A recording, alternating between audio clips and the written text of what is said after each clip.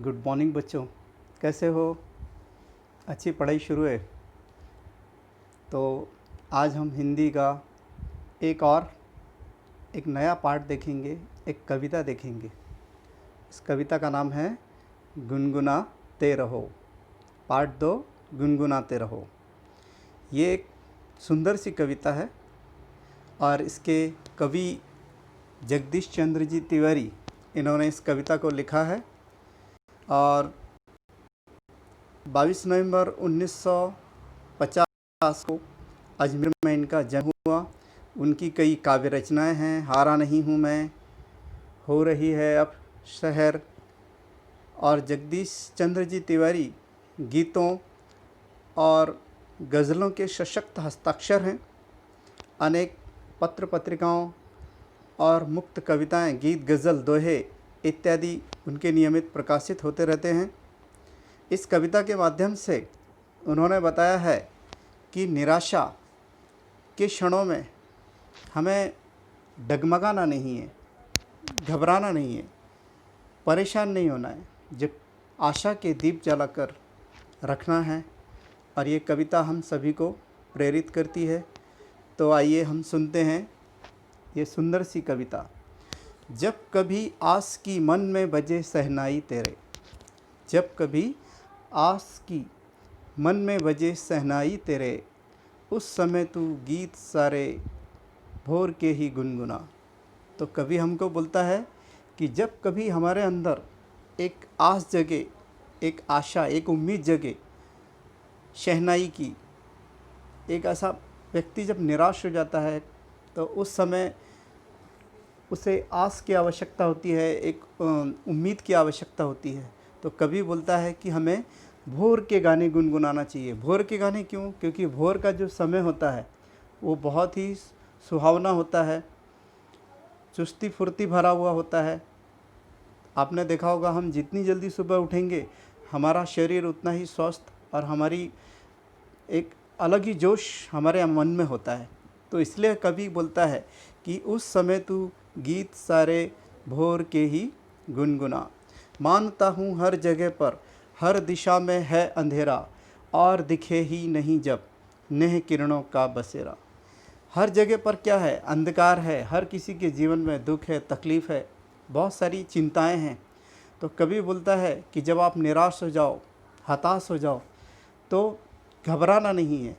और कहीं भी आपको नेह, नेह यानी स्नेह, प्रेम, इसका बसेरा नहीं दिखे, कहीं ऐसी उम्मीद ना जगे, तो हमको खुद के ही अंदर एक प्रेम का दीप जलाना है। देखो आगे की लाइन है, नेह किरणों का यदि दीपक पड़े तुझको जलाना। नेह किरणों का यदि यानी स्नेह की किरणों का एक दीपक अगर हमें जलाना पड़े तो हमको खुद को ही जलाना पड़ेगा वो दीपक। और उसके लिए हमें क्या करना पड़ेगा? उस समय तू गीत सारे भोर के ही गुनगुना। नेह की ये गंध तेरी राह में बाधा है, नेह की ये गंध तेरी राह की बाधा हरेगी। काहे की बाधा हरेगी? नेह यानी एक प्रेम है, एक स्नेह है, इसकी जो गंध है, इसकी जो महक है।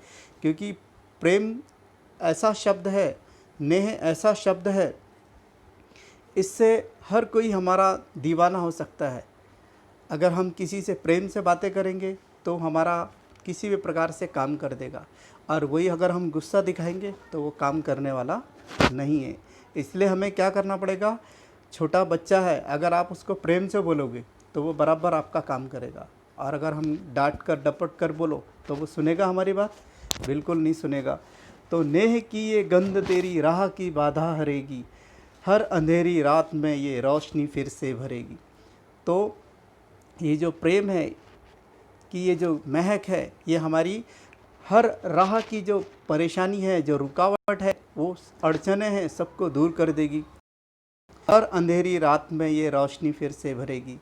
और जिस प्रकार से एक रात होती है, अंधकार होती है, और उसमें रोशनी की उम्मीद, हमारा जो प्रेम है, हमारा जो आपसी स्नेह है, वो उसे दूर कर देगा। गर अंधेरा छाए दीप तू फिर से जलाना। अगर अंधेरा छाए तो क्या होगा? फिर से दीप जलाना। क्योंकि अगर हम लाइट गई तो हम क्या अंधेरे में बैठे रहते हैं क्या? नहीं, हम क्या करते हैं? तुरंत दिया जलाते हैं, ये टॉर्च जलाते हैं, मोबाइल की बैटरी टॉर्च जलाते हैं, तो कुछ ना कुछ तो हमको करना पड़ेगा। तो अगर हमारे जीवन में भी अगर अंधकार छा गया, परेशानी आ गई, दुख आ गया, तकलीफ़ आ गया, तो हम हाथ पे हाथ धरे थोड़ी बैठे रहेंगे। हमें क्या करना पड़ेगा? हमें फिर से एक उम्मीद जागृत करनी होगी, हमें उन परेशानियों से लड़ना पड़ेगा और फिर हमको क्या करना पड़ेगा? तो उस समय तू गीत सारे भोर के ही गुनगुना। इस प्रकार से ये एक सुंदर सी कविता यहाँ पर हमको दिखाई दे रहा है कि किस प्रकार से देखो भोर का सूरज निकल रहा है, और जैसे ही भोर का सूरज निकलता है तो क्या होता है, सब अपने अपने काम पर लग जाते हैं। देखो पक्षी अपनी दिशा में जा रहे हैं, अपनी अन्न पानी के लिए, बच्चे बैग लेके स्कूल जा रहे हैं, और हर व्यक्ति अपने अपने काम में लग जाता है। तो ठीक है, और इसके आगे का पेज हम देखेंगे। अब समय के साथ में साथी तुझे चलना पड़ेगा, जीत का परचम तुझे लेना पड़ेगा। तो अब हमें क्या करना पड़ेगा? समय के साथ चलना पड़ेगा। समय की कीमत हर किसी को पहचानना चाहिए, क्योंकि अगर हम समय की कदर नहीं करेंगे तो समय हमारी कदर भी नहीं करेगा। तो हमें क्या करना पड़ेगा? समय के साथ चलना पड़ेगा, साथ ही तुझे चलना पड़ेगा। किसके साथ? समय के साथ चलना पड़ेगा। तभी क्या होगी? तभी हमारी जीत होगी। और जब हम समय के साथ चलेंगे, हर काम समय पर करेंगे, सुबह टाइम पर स्कूल जाएंगे, समय पर पढ़ाई करेंगे, समय पर होमवर्क करेंगे, तो क्या होगा?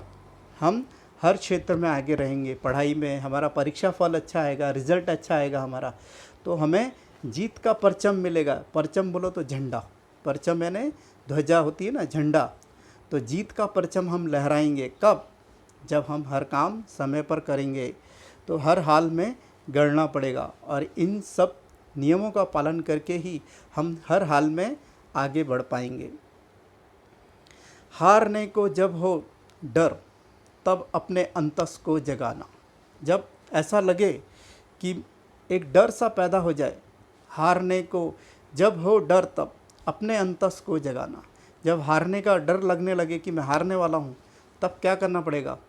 अपने आत्मविश्वास को खोना नहीं है, बल्कि उसे जागृत करना है और उसको विश्वास दिलाना है कि नहीं, मैं ये काम कर सकता हूँ। डगमगाना नहीं है, घबराना नहीं है। तो उस समय तू गीत सारे भोर के ही गुनगुनाना। और उस समय फिर हमें क्या करना है? एक मन में उमंग जगाना है, एक तरंग जगाना है। और कवि बोलता है कि उस समय तू गीत सारे भोर के ही गुनगुनाना। गीत में स्वर लय का गुंजन। गीत में क्या होना चाहिए? गीत तो कोई भी गा लेता है ना, लेकिन उसमें स्वर और लय यानी एक मिठास होना चाहिए, एक अपनापन होना चाहिए उस गीत में। तो उसका गुंजन करो। गुंजन यानी मालूम है आपको, गूंजना है ना, गुंजन करना उसका भी तुझे भरना पड़ेगा। तो उस गीत में स्वर और लय का गुंजन भी तुझे भरना पड़ेगा, और नव छंदों को भी उसमें तुझे जड़ना पड़ेगा, और उसमें नए नए अलंकार, नए नए जो भाव हैं उनको जागृत करना पड़ेगा, छंदों को जागृत करना पड़ेगा। तभी क्या होगा? उस गीत में संवेदना में भावों को होगा गाना।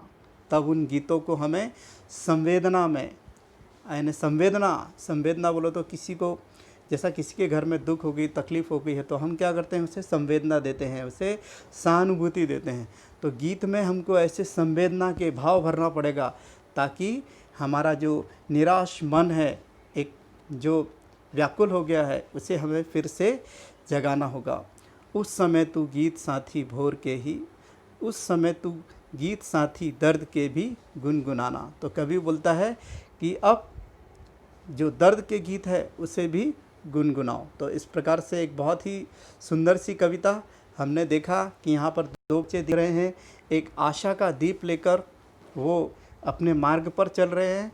तो बच्चों, आपको भी इसी प्रकार से इस प्यारी सी कविता से कुछ सीख लेना है। अब आगे इसमें से हम कुछ प्रश्न भी बना सकते हैं। हमको प्रश्न बनाना है, तो जैसा इसके पाठ के पीछे प्रश्न नहीं दिए हुए, तो हम इसमें मन से ही कुछ प्रश्न तैयार कर सकते हैं। जैसा उस समय तू गीत सारे भोर के ही गुनगुना। तो कवि कौन से गीत गाने के लिए कहते हैं? कवि भोर का गीत गाने के लिए, गुनगुनाने के लिए कह रहे हैं। अंधेरा होने पर क्या करना चाहिए? अंधेरा होने पर दीपक जलाना चाहिए, है ना। उसके बाद में अंधेरा जब हो जाएगा तो हमें फिर से दीपक को जलाना चाहिए। यहाँ देखेंगे हम, अब साथी तुझे किसके साथ चलना पड़ेगा? साथी को हमें किसके साथ चलना पड़ेगा? तो हमें समय के साथ चलना पड़ेगा। हमें क्या गढ़ना है? हमें जीत का परचम हर हाल में गढ़ना है। क्या करना है? जीत का परचम हर हाल में गढ़ना है। जब हारने का डर हो तो क्या जगाना होगा? हारने का डर हो तो अपने अंतस को जगाना होगा, यानी अपने मन को, आत्मा को, अंतरात्मा को जगाना होगा। तो इस प्रकार से बहुत सारे प्रश्न हम तैयार कर सकते हैं एक एक वाक्यों में। तो ये आपको एक कविता सुनाया मैंने, आपको पसंद आई होगी। और इसके पीछे भी कुछ प्रश्न दिए हैं। देखो यहाँ पर शब्दार्थ दिए हैं। शब्दार्थ आप आपकी कॉपी में लिख लेना। जैसा आस, आस यानी आशा, भोर यानी सुबह, आपको देखने को मिलेगा यहाँ पर। तो हर एक शब्द को हम देख सकते हैं। जैसा भोर यानी सुबह, ये दिख रहा है हमारे को। उसके बाद में नेह यानी प्रेम या स्नेह। अभी नेह के बारे में हमने चर्चा करे, तो नेह यानी प्रेम या स्नेह। तो परचम यानी झंडा, बसेरा यानी निवास। ये देखो बसेरा यहाँ पर लिखा हुआ है, बसेरा यानी निवास। परचम यानी झंडा, परचम यानी झंडा। अंतस यानी अंतरात्मा या मन। गुंजन यानी आवाज़ या गूंज। और दर्द यानी पीड़ा। तो ये हमने देखा। इसके बाद में हम देखेंगे कि एक प्रश्न और इसमें नीचे दिया हुआ है कि निम्न शब्दों का प्रयोग हम कब करते हैं, व्यवहार में इनका प्रयोग कब करते हैं। तो ये आप मन से लिख सकते हैं। जैसा धन्यवाद, हम धन्यवाद किसी को कब देते हैं? जब कोई व्यक्ति हमारा काम करता है, हमारी मदद करता है, तो हम उसको धन्यवाद देते हैं। तो धन्यवाद खाने डैश लगाओ और उसके सामने लिखो कि धन्यवाद का उपयोग हम कब करते हैं? जब कोई हमारी मदद करता है। कृपया शब्द का इस्तेमाल कब करते हैं? कि जैसा आप कृपया मुझे आपका पेन देंगे, या हमको कोई सी चीज़ मांगनी है या कुछ उससे रिक्वेस्ट करना है, तब हम कृपया शब्द का इस्तेमाल करते हैं। क्षमा शब्द का इस्तेमाल कब करते हैं? हमारे से गलती हो जाए तो हम उसको सॉरी बोलते हैं, है ना। तो क्षमा शब्द यानी सॉरी। तो क्षमा का इस्तेमाल कब करेंगे? जब हमसे गलती हो जाएगी। नमस्ते, अब देखो अगला शब्द है नमस्ते। नमस्ते का इस्तेमाल कब करेंगे हम? जब कोई व्यक्ति हमारे को मिलता है, पहली बार मिला, जब सुबह जैसा मैं क्लास में आया तो आप लोग क्या बोलते हैं? गुड मॉर्निंग सर, है ना। दोपहर में अगर आए तो गुड आफ्टरनून सर। या कोई हमारे घर में अतिथि आया तो हम उनको नमस्ते कहते हैं। तो इस प्रकार से इन प्रश्नों को भी हम हल कर सकते हैं। और भी यहाँ पर प्रश्न दिए हुए हैं, तो ये आप इनका अध्ययन करो और इनको पढ़ो। अगले वीडियो में मैं आपको ये भी बताऊँगा। तो ये वीडियो मेरे ख्याल से आपको अच्छा लगा होगा। इसे आप लाइक करें और सब्सक्राइब करें, ताकि आपको जो नए बन रहे हैं वो आपको उसकी नोटिफिकेशन मिल जाए और आप तक वो अच्छी तरीके से पहुंच जाए। मेरे ख्याल से आपको ये कविता बहुत पसंद आई होगी और अच्छी तरीके से समझ में भी आई होगी। हम आगे भी इसी तरीके से पढ़ाई करते रहेंगे। ठीक है, नमस्कार।